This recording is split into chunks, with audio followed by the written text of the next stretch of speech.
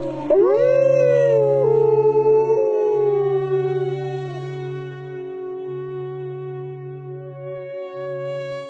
of the most exciting scientific findings of the past half-century has been the discovery of widespread trophic cascades. A trophic cascade is an ecological process which starts at the top of the food chain and tumbles all the way down to the bottom. And the classic example is what happened in the Yellowstone National Park in the United States when wolves were reintroduced in 1995.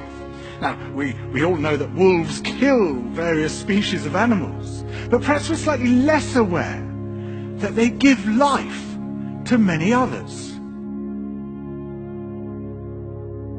Before the wolves turned up, they'd been absent for 70 years. That the numbers of deer, because there was nothing to hunt them, had built up and built up in the Yellowstone Park, and despite efforts by humans to control them, they'd managed to reduce much of the vegetation there to almost nothing. They'd just grazed it away.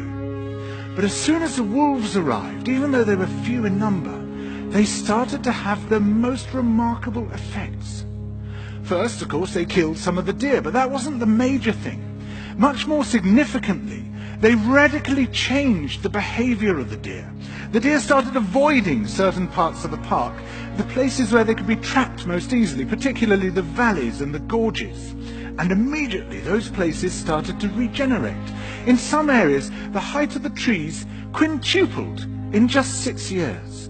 Bare valley sides quickly became forests of aspen and willow and cottonwood. And as soon as that happened, the birds started moving in.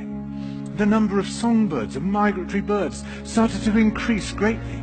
The number of beavers started to increase because beavers like to eat the trees. And beavers, like wolves, are ecosystem engineers. They create niches for other species. And the dams they built in the rivers provided habitats for otters and muskrats and ducks and fish and reptiles and amphibians. The wolves killed coyotes.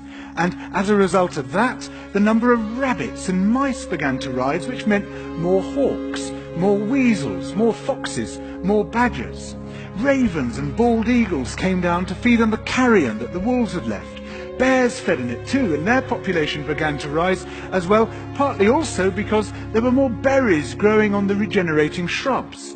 And the bears reinforced the impact of the wolves by killing some of the calves of the deer. Here's where it gets really interesting. The wolves changed the behavior of the rivers. They began to meander less. There was less erosion. The channels narrowed, more pools formed, more riffle sections, all of which were great for wildlife habitats.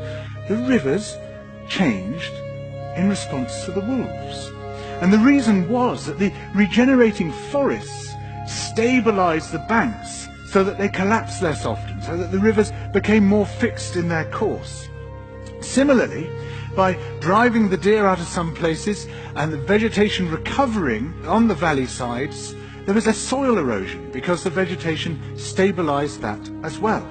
So the wolves, small in number, transformed not just the ecosystem of the Yellowstone National Park, this huge area of land, but also its physical geography.